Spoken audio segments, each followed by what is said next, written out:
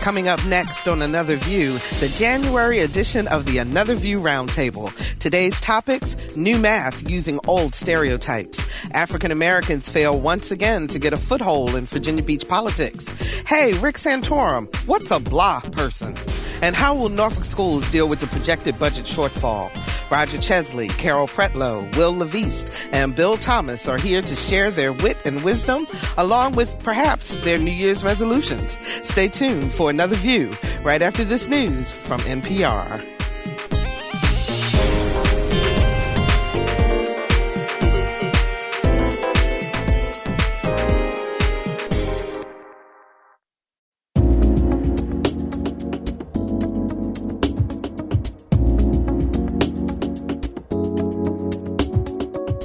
Discussing the issues and celebrating the successes of the African American community.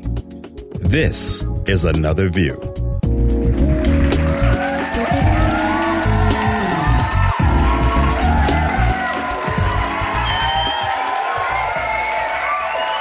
Good afternoon, everyone. Welcome to Another View. I'm Barbara Ham-Lee. So happy that you could join us this afternoon. And I'm happy to welcome our favorite pundits to the first roundtable of 2012. Hey, everybody. Hello, Barbara. Please welcome Roger Chesley, columnist for the Virginian-Pilot. And you can read his articles on Tuesday, Thursday, and Saturday. Roger. Happy New Year, Barbara. Happy New Year. So good to see you. Carol Pretlow, political science professor at Norfolk State University. Happy New Year, everybody. Happy New Year. All right. Let's see who we have. Oh, yeah, Bill Thomas, our resident conservative and community activist. Hi, Bill. I just want to thank the Lord for giving me. Would you like to put the mic on? Wouldn't it? I just want to thank the Lord for giving me another day to sing His praise. There you go. How are you? Glad to good. have you I'm with blessed. us today. And Wil LaVeist, who is a journalist, author, and talk show host. And you can hear Will on Hampton University Radio, WHRV, on Wednesdays at noon. Welcome to the show. Happy New Year. You're looking wonderful. Thank you. Appreciate that very, very much. We got a lot to talk about on this day. Now, I'm going to try to say this word correctly. You guys know what this is? Frigatriskaidekaphobia. Do you know what that means? Sounds like profanity. I don't know.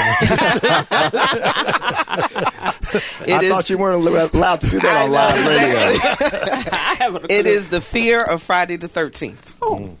Did you know? See? Yeah, See? You learn something new every day. Obviously, we don't have it because Absolutely. I didn't even think about the fact that it is Friday the 13th. It is Friday the 13th, but that just means we're just going to have an outstanding discussion today. So let's get to it. Georgia, Gwinnett County, Georgia. Let me ask you guys a question. I need your math hats on for the moment, okay?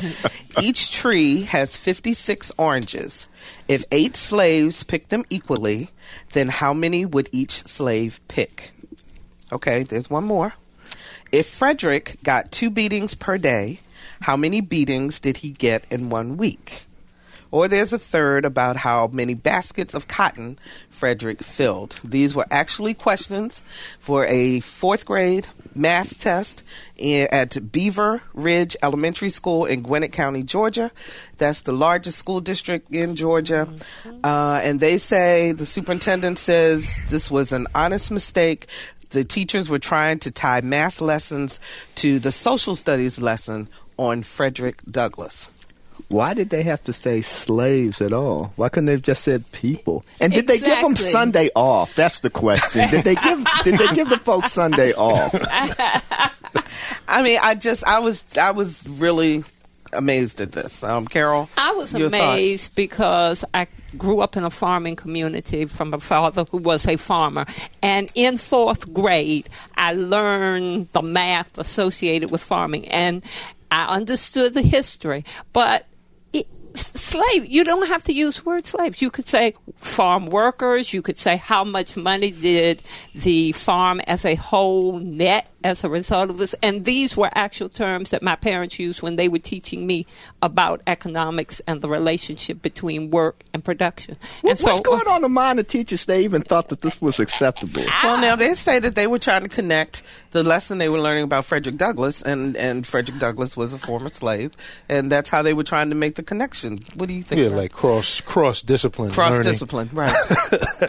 I don't know. What I heard, this reminded me of when I was coming up in New York City's public schools in the 70s, 80s. Let me not date myself, but you just did. I remember as a child singing a song, "Jump down, turn around, pick a bale of cotton." Jump down, turn around, pick a bale a day. I mean, and at that time, we really, as children, didn't quite really register what we were doing, but it just reminded, this is like a throwback to some time in memoriam of what were they thinking, you know, and I can understand trying to connect lessons in social studies and all that, but it just seemed so out of touch. But Bill, of all the lessons you could learn about Frederick Douglass, I mean, and so forth, why pick the slavery portion of it? Because you people are naive. Okay, why are we naive? Just naive.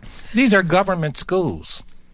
Okay. And it's not the responsibility of government to educate our kids. My kids would have answered the question. They would have said 0, because my parents taught us to be Nat Turner, and we're not going to do it. And if you say this again, I'm going to get up there and say something to you. See, it's all about self-empowerment, how we teach our kids, not how the government and their government schools just dismiss our children because they dismiss us. So this wouldn't have happened in a private school. Ignorant teachers that are out of touch don't exist in private schools. It wouldn't have went to the private schools that I went to and I sent my children to, because they were Christian schools. And they had faith, and they had morals, and they had values. So Christian schools are not absolved. Not the one in my community. Not the Christian schools in my community. And that's why I think that we should have charter and lab schools, so parents can pick the schools that they want to send their children. Obviously, there's a problem here that goes beyond this thing. How in the world could something like this happen? So there's no responsibility of the teacher at all in a situation like this. In a government school? No. To think, okay, this may be offensive, and part of teaching they don't care. Creative. It's creative, and it's trying to educate. At the same time, there are some things that are absolutely forbidden. I mean, there are certain words that you would not use even though you're in a government school, and you so I don't think that you can absolve the teacher from responsibility here. It could have happened in a private school. Exactly. It could have happened in a public school. Yes, so I don't even know why you say that. And it's very it does remind us of the whole slave auction issue that happened right here in Norfolk last year too, with Sewell's Point Elementary. Right. Good point. And nothing happened. One of the things I wonder is how much some of this may be generational too. I wonder about the generation of these teachers. It's interesting because they have not released the names of the teachers nor the race of the teachers, except for one. They did say one was Hispanic. The Beaver Ridge, which is a section of Georgia, apparently the makeup is 60% Hispanic, 28% African American, 5.3% Asian, and 4% white. That's the student population. With student population. And I would bet 95% of the teachers are white. I would suspect they have 1 or 2% of those teachers as African American males. I would suspect they would have 10 or less % of the parents participating in those schools. But now wait a minute. That's because there's a point. It was a parent who brought up this whole issue, who brought it to the forefront because, Bill, they were sitting down and doing their homework, engaging with their students. Public school parents engaging their students as they should. And this is why I raised the issue of maybe wondering about what the generation of these teachers are, because that would be an even deeper problem, that we have younger teachers coming in here that are less connected to the sensitivity of doing such a lesson. I think that a teacher of Bill Thomas's generation, whether white or not, would probably be less likely to put together a lesson plan like that because they would be aware. I would hope that they would be more aware. Having come through the civil rights struggle, understanding history a little bit better. How many high schools that you know of that are named Martin Luther King High School? Public or private? Doesn't matter. There's quite a few. Not in Virginia. Because I actually went out and did a search. For Martin Luther King High School? That is correct. I don't think I know of any, but what did you find in your search? I found 2. You found 2. Where were they? One was in Northern Virginia, which is probably good because that's a newer community, growing community, and one was outside of Richmond. Okay, so what's your point? It's the whole mentality. They don't. It's an issue where since we don't care, and then you would go back and look how many school superintendents or school boards are majority African American. And in the urban communities, I would probably say the vast majority of them are. So it's a mentality. If you would think that they can't find how many schools in you got to connect the dots. Let me I'm not sure where you're going here. No. Okay, I don't want to spend a whole lot of time with this, but I just thought about it. How many schools when you were growing up were called Abraham Lincoln Elementary School or high school? Not many that I remember. Yeah. The point I'm making, the dots that I'm connecting, in Kansas, where we started the fight against getting equal books and teachers and things like that, our parents named our school Abraham Lincoln School.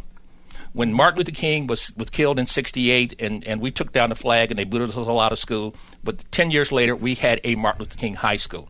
So I'm just saying, if you don't have an engaged community that's active in educating and participating in the growth and development of their kids and the community kids with this whole mentality of respecting our legacies and our history and the great leaders, then this mentality will allow somebody to say how many slaves were hung on a tree.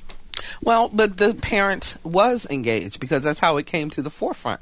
So can we say in this particular instance, do you think that there was at least someone who was actively I'm glad there was.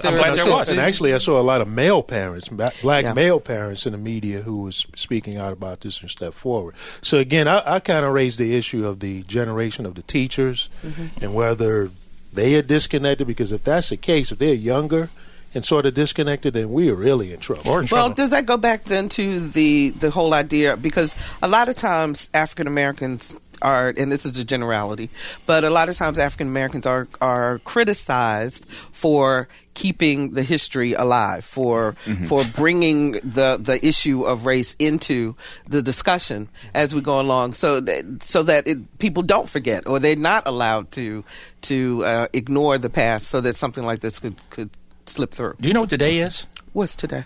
It's a holiday. Robert E. Lee. Lee Jackson. Yeah, Lee Jackson. Lee Jackson. Yeah. Yes. So they don't forget their history. They even got a holiday today. Yeah, but Roger, it's interesting. You'd be surprised, or maybe you wouldn't be, about some of the comments that I get on columns that involve race, where race is a part of the column, but it might not even be the whole piece of the column. You'd be surprised on some of the comments I got. Yesterday's column, which I thought just talked about how African Americans in the Postal Service, how they make up a huge percent. And the point is, it's been one of the main ways that blacks have, upward mobility.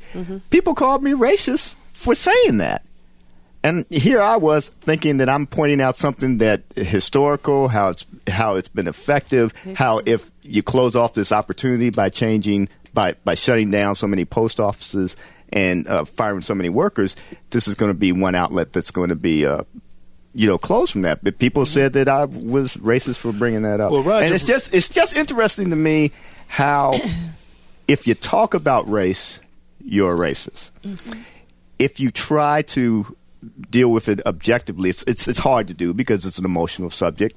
You're racist, and then if we get the comments like we're going to be talking about a little bit further on in today's show, if you can't talk about it at all, then nothing changes. And it doesn't go away. Yeah, and I mean, Roger brings up an interesting point again about generation, because one of the things that I learned as a columnist, when I was a columnist at the Daily Press, similar role that Roger plays now, is that a lot of the comments that you get from individuals are not necessarily representative at all of the community. There are what I call that small screaming minority that unfortunately a lot of times in newsrooms, they make decisions based on this real small minority that's yelling out there and calling everything racist. And, when I would get out there in the community and out in the street and talk to people, you find that, again, a lot of younger generations, people of different generations, have very different views on these things. They wouldn't call what you did racist. So I would take a lot of that with a grain of salt. Okay. Yeah, but it's just very curious just what the mindsets of people are. And unfortunately, that's the way it is. Not to me. Let me give out the phone numbers real quick, and then I have another question about this topic before we move on. 440-2665 or 1-800-940-2240. Give us a call if you'd like to join the conversation with our roundtable with Wil LaVeist, Bill Thomas, Carol Pretlow, and Roger Chesley. Do you think that the teachers should be fired, Carol? I'm not certain about being fired because I'm thinking that this is an incident in the context of a whole lot of other experiences, but maybe re-educated and reinstructed. I know they have teacher education workshops. They have opportunities for teachers to go to seminars and maybe to make them aware that there are some things that they need to watch out for and a new strategy in terms of developing interdisciplinary perspectives. Bill, you're shaking your head. Absolutely not. You know, the question doesn't bother me. The question doesn't bother me one bit. The question bothers me, but let's. What's the golf term? Is it a mulligan? Yeah. Let's give a mulligan. And if you do this again, you could be gone. But what did you do wrong? It was an inappropriate question. According to me, it's an inappropriate question to be asking elementary school. And many of the students. engaged parents of children at their school. There was no need for a math lesson to be floating into this particular area. They shouldn't be fired because being fired would actually send the wrong message to Roger's point that if you do something it's insensitive, all of a sudden it's race oriented. Now you lose your job. We can't talk about it. It sends a wrong message. So we need to be able to just keep the dialogue open. Exactly. Okay. Speaking of dialogue, let's move on to one of the gubernatorial candidates, Republican presidential candidates. Hello. Yeah. Ooh, that was a Freudian slip. Anyway. Absolutely. Rick Santorum recently spoke out about his feelings about welfare and African Americans. I want to play his clip first, and I want you all to react to what you hear. Okay, let's play his clip. The state of Iowa is going to get fined if they don't sign up more people onto the Medicaid program. They're just pushing harder and harder to get more and more of you dependent upon them so they can get your vote. That's what the bottom line is. I don't want to make people's lives better by giving them somebody else's money. I want to give them the opportunity to go out and earn the money. Okay, what did y'all hear? First of all, I don't want to. I heard black. You heard black. Okay, what did you hear? I heard black. As if he was almost realized after he said it what he had said. But usually your first impulse is the one that's usually in your heart. And that's what I think he meant to say. What did you hear, Bill? I didn't hear anything. You didn't hear anything? Like I said when I walked in here, what's the deal? Okay, hang on before we get into the I got some statistics I'd like to point out. Okay. But let's play it one more time because I want our audience to be able to really hone in, particularly on the end, towards the end of his comment. Mm-hmm. Go ahead. The state of Iowa is going to get fined if they don't sign up more people onto the Medicaid program. They're just pushing harder and harder to get more and more of you dependent upon them so they can get your vote. That's what the bottom line is. I don't want to make people's lives better by giving them somebody else's money. I want to give them the opportunity to go out and earn the money. Well, here's a couple of things. He says the very next day that he really didn't mean to say black if it sounded like black. And so, therefore, let's play what he said the next day. I've seen that quote. I haven't seen the context in which that was made. Yesterday I talked, for example, about a movie called, Waiting for Superman, which was about black children. And then further on, after that, he had yet another explanation as to what he was trying to say. I'm pretty confident I didn't say black. What I think, I started to say a word and sort of mumbled it and changed my thought. But I don't recall saying black. What I started to say is a word and then sort of changed and it sort of came out and people said I said black. I didn't. I don't use the term black very often. I use the term African American more than I use black. Okay. You want to react, Bill? I don't. Even if he would have said black, I don't think he meant it. Iowa has 2% black people in the state of Iowa. I mean, that's exactly what he meant if it has 2% black. But the context is, all you white people here in Iowa, you're giving your money to help black folks across the country. And here's from a New York stretch, man. Here's from a New York Times article on January 9th.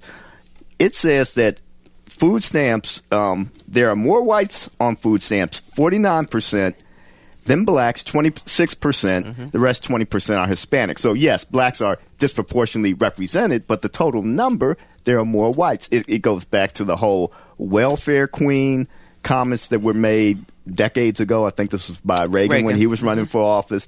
And it is tarring a whole race again as being, though they're the greedy ones. They're the ones who are getting all the public assistance. And most of the people receiving food stamps are children, elderly, and people who are disabled. And so, again, this is another case of a politician pushing buttons to get votes and realizing where he's at, what his audience is, and probably in some ways he got his cue cards a little mixed up, because in one time, what was he talking about? Medicare, and all of a sudden he jumps in there and he's talking about blah people. I mean, the good thing about these situations is that they bring out the truth about what is really happening. Well, now, let me throw one more thing in there, and then I'll get to you, Carol. The other thing is that Newt Gingrich also is playing from the same cue card. Playing from the same cue card, as you put it. He says that he wants to encourage blacks to demand paychecks, not food stamps. So this connection between African Americans and food stamps is interesting. Carol. Yeah, and that's what I was going to say, that when you look at the political philosophy that ties those two, you see the same kind of thinking. But when I think about Santora's comment, I at first wanted to focus in on his use of the blah word. So I said, well, okay, what kinds of words what was he trying to say?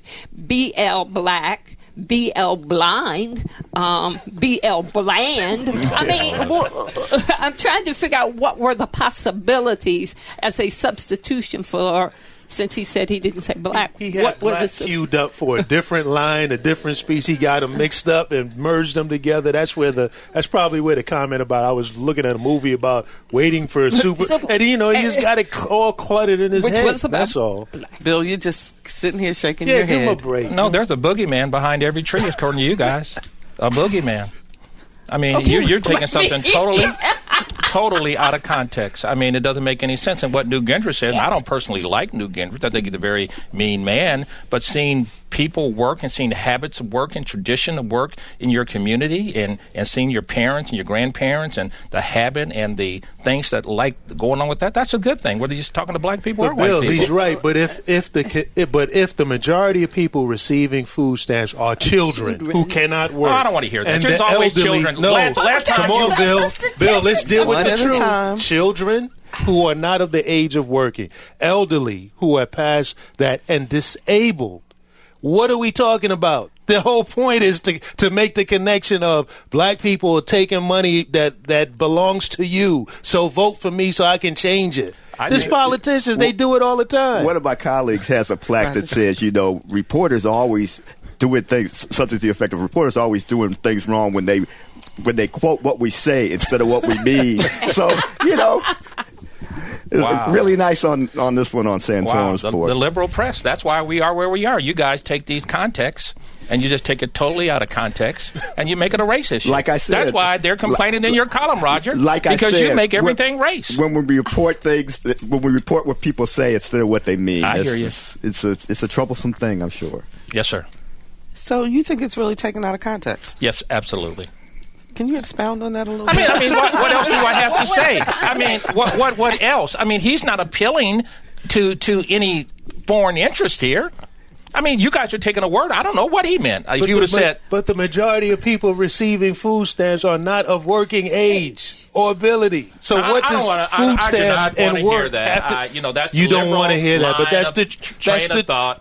Comes from the U.S. 5 years Census. ago, all the children were hungry, and now all the children are overweight and Bill, fat. So Bill, I'm sick of it. I actually agree with Mr. Gingrich that people would rather have jobs than food stamps. Yeah. But in this context, it does not connect. So as wise as he is doing that because he understands that people are not knowledgeable, they're ignorant, and they will make an emotional vote because people are not knowledgeable about this. They're ignorant? They're ignorant to these facts. Yes, okay. That the majority of people receiving food stamps are not of working age or ability.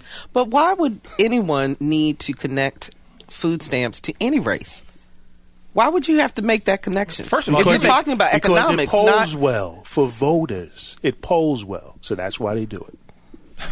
I just think you're exaggerating the whole matter. You're making it a race issue in this case, in this context. It isn't. They made it a race issue. Well, let's hear what Maddie from Williamsburg has to say. Hi, Maddie. You're on the air. Hey there. I'm really excited to be able to talk to you guys. This is fascinating stuff. But I'm going to take you back to the first part of the conversation, because I was just thinking, we in school and in our public life, we have to find a better way to talk about slavery.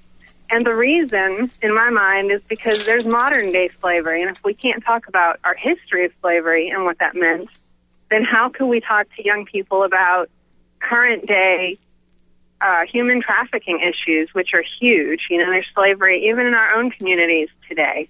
We have to be able to say something without a firestorm. You know what I mean? Mm-hmm. She's absolutely right. Do you know any of these? Does she know? Do you know any of these slaves that are that's in your communities these days? Where are they? This is Bill talking to you. Oh, Bill, I'm very lucky actually not to know a slave personally, but I think if you go down at night and you see people, I'm a Christian, so I believe that if you're a prostitute, for example, you enter that contract perhaps willingly, but in many ways not so willingly. So we know, for example, that underage young women and even young men who end up in prostitution are really technically slave labor for somebody else. I don't know any slaves. Thanks, Maddie, for your call. I appreciate that. But I think that Go she ahead, makes Will. a good point that we have to be able to talk about these issues because they are ongoing and they're morphing in different ways. And I think that she's right. That's why I said that those teachers should not get fired, because the message would be, well, we can't even begin to explore this issue, because if you do and you step on someone's toes, you're out the door. Okay.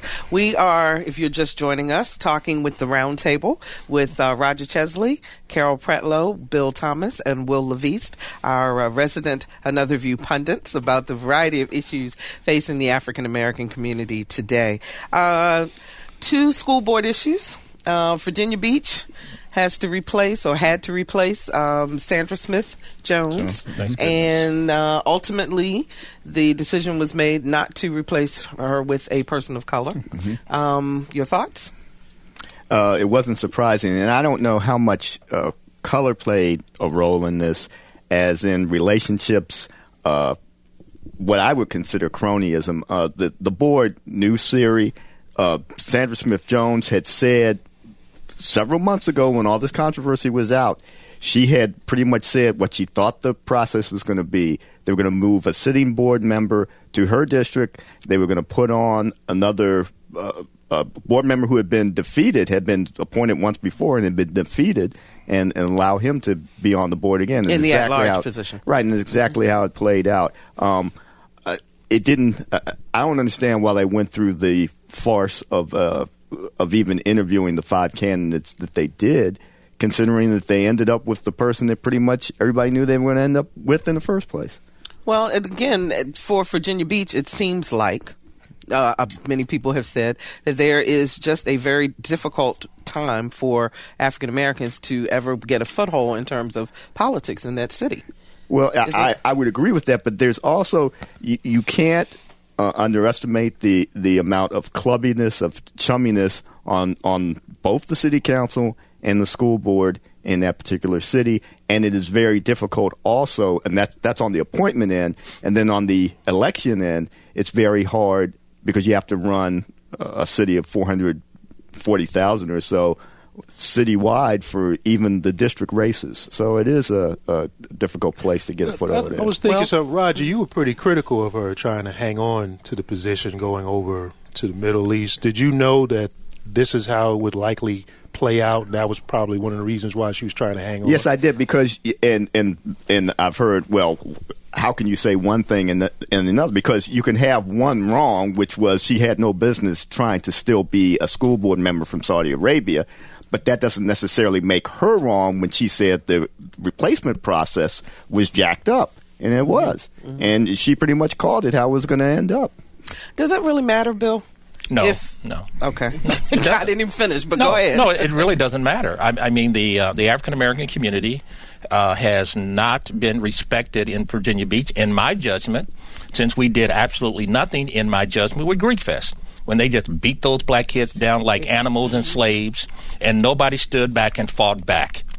And I can still see that in my mind today. And I had just moved here, and I just couldn't understand how a community would just allow that to happen, to allow those tragedies to go on. And so the black community has never had the kind of aggressive leadership, the Martin Luther King nonviolent leadership, or the H. Rap Brown loud, boisterous leadership to make them stand up to say, we are somebody. We should be respected. We are a man. And it's just an inevitability. This is going to continue to happen. Saying Virginia Beach is full of a bunch of docile Negroes. Huh? Absolutely. So you think that the black community has not come together enough? Oh, it's just not the white community. The white community is trying to make money and contain power. This is about power and control. Mm-hmm. Yeah. You build school boards. You have construction companies building the schools. You have all of these still ongoing. You build these $100 million hotels and all these things they want to do. It's about power and control. And we do not have a sophisticated, aggressive voting base for the African-American community out in Virginia Beach. They're just docile. Well, let me get the political scientist's perspective on this. Well, I see the merger of Roger's perspective and yours, because I think you're right. Meaning bills. And bills. Mm-hmm. I think that strategically, black and African Americans need to come together there, and they need to pick a strategy. It's obvious that the board is not going to be representative of the black community unless you seize some of the power. And that means you got to stop being nice about this and go in with some bucks and say, okay, here's what the deal is, and here's what we're going to negotiate with, because the nice card has played out. Okay. I agree, sister. Moving from Virginia Beach into Norfolk, your thoughts on an elected school board? There seem to be some momentum starting about having an elected school board in the city of Norfolk as opposed to appointed. Any thoughts on that? I think there's some belief that that's going to cure all the ills that might be going on with the school division, and I think that that's a bit of a fallacy. I mean, you're going to still have the same issues of achievement where the students are when they get to school in the first place. Do you have enough financing? The governor has talked about taking back some of that money and making it even harder for a lot of the divisions to keep with the budgets they had last year. So I don't know if that's going to be the cure-all for what ails the division. Actually, Norfolk Public Schools is facing a $20 million shortfall, according to the latest budget. According to the pilot, the governor's push to fully fund the Virginia retirement system would add $10.8 million unless the employees kick in to pay for that. A 2% salary increase adds another $4.3 million, and then the employee health insurance costs up another $1.5. I know that story raised to mind the story that ran in the pilot last year about the lottery money and how much of that is actually going to education, and that the state is actually using that lottery money to fulfill its total obligation, or near its total obligation of supporting the school. So it would seem that if the state was allocating the money in a way that it is supposed to, and then the lottery money on top of that, then maybe you wouldn't have these shortfalls. Well, you're going to have shortfalls, and you got a shortfall in Suffolk, what was in the Virginia-Pilot paper yesterday or this morning as well. But that's not the problem. The problem is these unfunded things off the balance sheets. An example in the Chicago paper they had yesterday, pension payouts. A teacher who only contributed $126,000 of working in the Chicago public school system for 30 years is going to get a payout of $2.6 million in retirement, $200,000 a year annually. And that is what is killing the system. And then it's starting with the public school system, and next is going to be these city governments. We have these off-balance sheet liabilities that these schools have and the government has. We can't pay this. It's impossible. And now you have this aging group of baby boomers like myself who's getting ready to retire. I contribute $126,000 over my lifetime into my retirement, and I get paid $2.6 million. It's not unworkable. So what's the answer? First of all, is to break down the public school systems, and Mr. Chesley is correct in terms of it starts with an effort, and you're not going to have a Superman superintendent change it. We're going to have competitions. It's not bad schools that's the problem. The problem is non-competitive schools. That's the problem. And until we break that up and get some kind of diversity or competition in these systems with charter schools that all don't work, or university lab schools that I'm working with, Norfolk State and other schools, to make sure that in Hampton as well, so we can integrate ourselves into the teaching the teachers and bringing more African Americans into the teaching system and then caring about our kids, that is really going to make a difference. None of this other stuff is not going to make a difference. I think the problem's a little bit broader than just the schools. I mean, it's with the governments too. These were long-standing either pension or retirement systems that had been set up. And now people are living longer, and you just don't can't sustain it. Right, it's like Social Security, right? And it's not sustainable the way it is. You can't just yank the rug under everybody all at once, but you have to break the contract. Right, you have to figure out a way to do it that's reasonable, that allows people to still live comfortably in their retirement, but yet doesn't break the systems so they can't keep from going forward. And this would be in the schools and with the larger city government as well. Okay. So another topic, staying with the schools, which I found very, very interesting. Washington Post did a study, and they found that black students were more likely to be suspended and expelled in Washington suburbs than their white counterparts. And we're talking about suspension rates for black students nearly 3 times higher than white students in St. Mary's County, 6 times higher in Alexandria, 4 times higher in Fairfax, 5 times higher in Montgomery County. And in Montgomery County, they found that 71% of the suspensions were for insubordination, which is a relatively rare offense in the county. Those were handed out to black students. But African Americans make up 21% of the students in Montgomery schools. So that sounds like, to me, a disconnect in the way that people approach each other, and a cultural disconnect. 71% of the suspensions were for insubordination. And how do they define insubordination? Well, that's the question, because it's not defined here. That's what they call it. That's what they call the reasoning for it. And that's why I say, does it sound like a disconnect culturally? Because someone may say, because of the way someone speaks to you, that you think it's insubordination when they may not intend it to be that way. Actually, if you look at the public school systems, and my son, who was probably 6'4" in the 8th grade, he was tall. He was very, very tall. And the teachers were afraid of him. They were flat out afraid of him. And there was a column in the Virginia-Pilot some time ago about this, and it talked about suspensions. And they come up with these little crazy rules so they can suspend these kids for attitudes and for talking and for not fighting or anything, and the kids just give up. And again, that's why I'm for charter schools and lab schools. The schools, they are afraid. They are afraid. You see, this is personal to me. It's personal. And I'll send you the column. They wrote a nice column in there. It's about 10, 12 years ago, and they documented it. The Virginia-Pilot did. They documented it. They went out and did other tests. These kids are in Norfolk public school system at that time. The numbers were the same. Well, now, let me just throw this one other point out. They say a disproportionate number of black students live below the poverty line or with a single parent, factors that affect disciplinary patterns. But experts say those factors do not fully explain racial differences in suspensions. Other contributing factors could include unintended bias, unequal access to highly effective teachers, and differences in school leadership styles. The question always comes up, Roger, if the act is the same by a white student and a black student, are they being treated the same way? Well, by those statistics, you never know whether, okay, is the white student saying the same thing that the black student is saying. But even given that, you still wonder, is one race of students being treated more harshly? And you have to get into the mind of what are the teachers doing? Are they reacting to certain students in a certain way? And that's the thing you can never really, you think you know, and you never really know. Well, when you look at the numbers, though, I mean, nearly 6% of black students were suspended or expelled from school last year. This is in Montgomery County, compared to 1.2% of white students.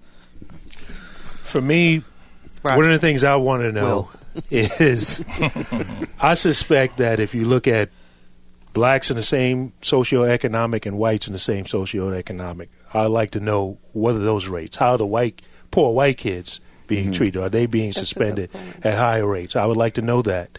And the bottom line of what we're reading here is that, let's just be honest, if a group of black males have an argument, it's a gang fight. If a group of white males have an argument, it's a dispute. And that's the bottom line. That's the bottom line of what we're seeing. And it happens in private schools as well as it happens in public schools. It didn't happen in private schools that I sent my kids to, but one of the things that you'll also find, which is more disturbing, there's a whole lot of racism going on that's black generated.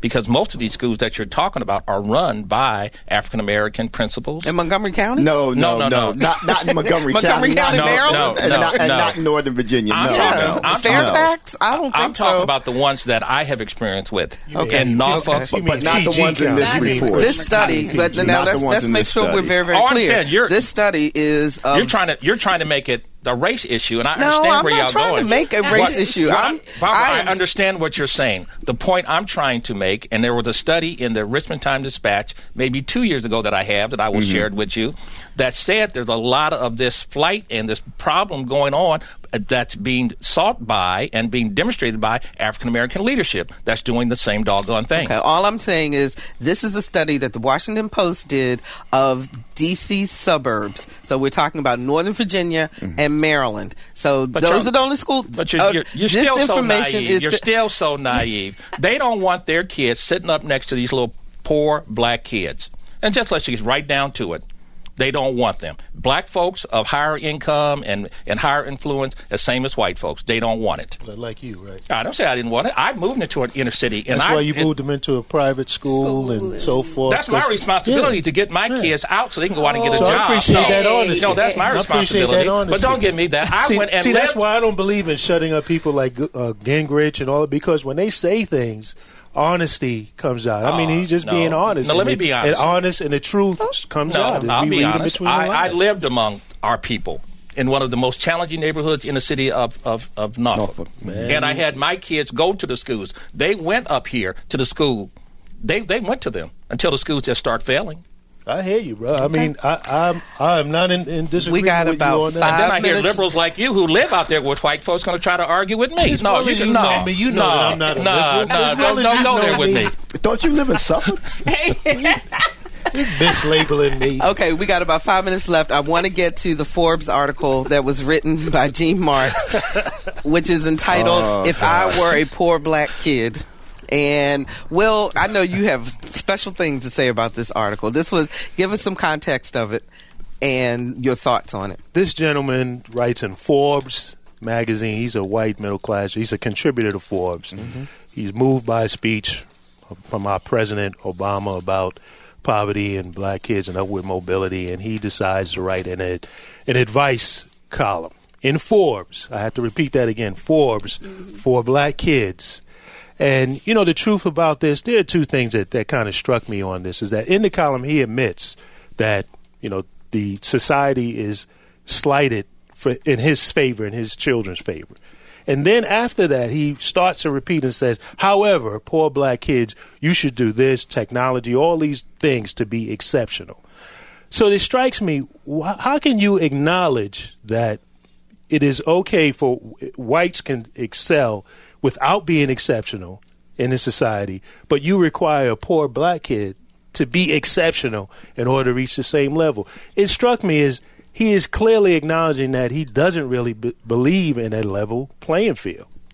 Because he does say that society, he readily admits that society So has, I wonder if some of the listeners, you know, maybe someone is brave enough is to call in and say, why is it that you all don't really believe that you can excel if the playing field is level? Why are we required to be exceptional? Why must I grew up in public housing? Why? And I'm working on a PhD, and I've had a successful career. Why must I be exceptional? I'm clearly exceptional to growing up in public housing. Everyone that's sitting around this table right now was told growing up that we had to be twice as good or twice as hard, and just forget all that other stuff, because that's the way life is, man. Mm-hmm. So that's just the way it is. So how can you acknowledge that and then say my kids can be mediocre and still do well, but you poor black kid, you must be exceptional? Why wouldn't you be writing a column talking about the need to have a level playing field? Right. And the reason why is because one of the contributors, one of the staff writers at Forbes, called him out and said that he was simply writing an article that he knew, because of the way Forbes pays his contributors, that he knew it would generate a lot of hits. And he's a pimp. He's a pimp. The paternalism in that piece was overwhelming. It almost sounded like he's connected with some type of computer or internet technology place. It sounded like he was trying to push his products to black children. But, it was a level of naivete and paternalism in that article that was just astounding. For his own self-interest. For his own self, basically. And he's a pimp. It was pimp. No, I was told, and I said on this program very often, and I tell my kids today, you're black, you're not white. You have to do it twice as good. You have to make it happen, and you have to work outside the box. You have to do it twice as good, twice a day, and work hard. When somebody throws you back or calls you a name, work harder. Work harder. And everybody around this table, Roger, all of us, was told that, and we just ignored the obvious, that the world is not fair. Oh, I wouldn't say that we ignored the obvious. No. I think we know the world's not fair, but that doesn't mean that we're not trying to change it to make it fairer. And I think the only way you change attitudes in this life is with the Second Amendment. You don't save and change attitudes with First Amendment. So if I disagree with you, I should just shoot you, is what you're basically saying. No, not well, that's what you're suggesting. No. What I said was, let me be clear. Be very clear. And this is, you got less than about 15 seconds. Come on. You change attitudes and conditions with the Second Amendment. All right, on that note, I will see you all in February, shall I not? Yeah. That is Wil LaVeist, author, talk show host, and journalist. Bill Thomas, our resident conservative and community activist. Carol Pretlow, who is the NSU professor of political science, and Roger Chesley, columnist for the Virginian-Pilot. Bill wants me to go get a gun. So much, and we'll be right back. When he dropped out of school, he never went back. Tell me one more time, people. Yeah. What he said. Without an education, you might as well. Got to listen now. What he said. Without an education, might as well. Look here. So one day he got tired. And welcome back to the show. Throughout the weekend and on Monday, we will celebrate the legacy of Dr. Martin Luther King Jr. There are lots of events, including the Song for a Dreamer concert by the Virginia Symphony, which happens this Sunday at 2nd Calvary Baptist Church in Norfolk. One of the guest soloists for the performance is gifted violinist Brendan Elliott. Our Lisa Godley caught up with this talented team from Newport News as he prepared for this upcoming concert.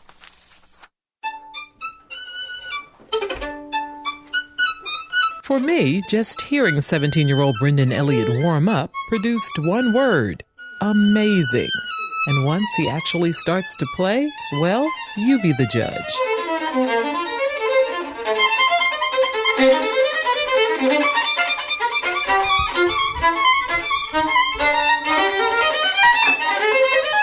Brendan has been wowing audiences for most of his young life, first picking up the violin at the age of 3. He made his soloist debut with the Hampton University Orchestra, performing a concerto at the age of 10.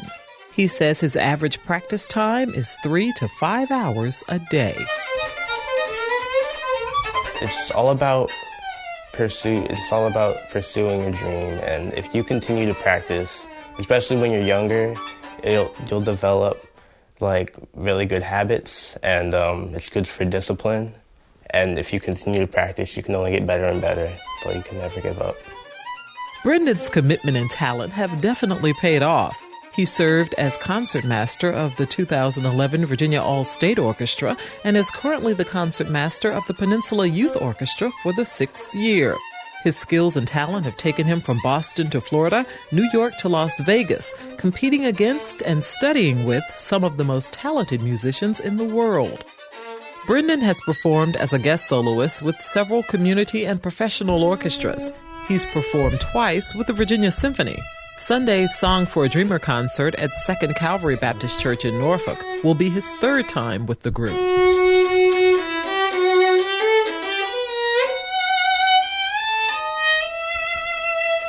The person who first put the violin in this young master's hands, his mom, Danielle Elliott. I actually consider myself to be a late bloomer because I started at the age of 8 in the public school system. I think I was in the 4th grade. It made me feel so special and so different. I knew that when my children were born, when my first turned 3, is when I knew that my kids had to have that same experience. Not only does Brendan perform and compete alone, but also as part of an ensemble. He's 1/4 of the Elliott Family String Quartet, which includes his mother, brother, and sister. It's an interesting experience. It's very intimate since they're your family members, and you get to have a little fun. You just joke around, and everybody makes a little bit of mistakes, but you just have a lot of fun.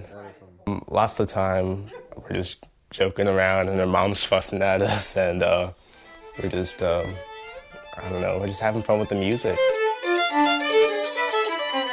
Danielle says she realizes that sometimes she has to be tough and encourages other parents to stick to their guns when it comes to doing what they believe is best for their children and their children's future. She says her children have amazed her, and she couldn't be prouder. It's unbelievable because I never dreamed that either of my kids would reach the level that they have reached. It was just something I wanted them to do for fun, to have passion. I never reached that level myself. So who would have known that by giving them this discipline that they would go to such heights? And it's just amazing. As for Brendan, when he graduates from Menchville High School in June of this year, he plans to attend one of the country's top music schools, where he'll major in violin performance. We wish him well. For Another View, I'm Lisa Godley. What a talented young man. And the Songs for a Dreamer concert is this Sunday at 7 p.m. at Norfolk 2nd Calvary Baptist Church. It's free and all are invited. The Virginia Conflict Resolution Center also invites you to the 2012 America's Sunday Supper. It's this coming Sunday, too. This event is at 5 p.m. at ODU's Webb Center. Come share a meal and discuss the issues that affect the community. For more information, call 480-2777.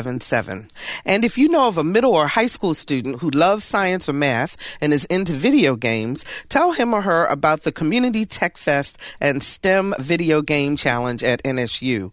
Middle, high, and college students and educators are invited to receive free training on creating your own video games. This is an opportunity to enter your game project into the 2012 National STEM Video Game Challenge. It all takes place on Saturday, January 21st from 10 to 2 at Norfolk State University. For more information, go to our website, anotherviewradio.org, and click on Community Events. WHRO, Norfolk State University, and One Economy are partners in this effort. You'll find these events and so much more at anotherviewradio.org. You can also download podcasts of our previous shows. For producer Lisa Godley, audio engineer Perry Smith, and the rest of the Another View team, I'm Barbara Ham Lee. We'll see you next Friday for Another View.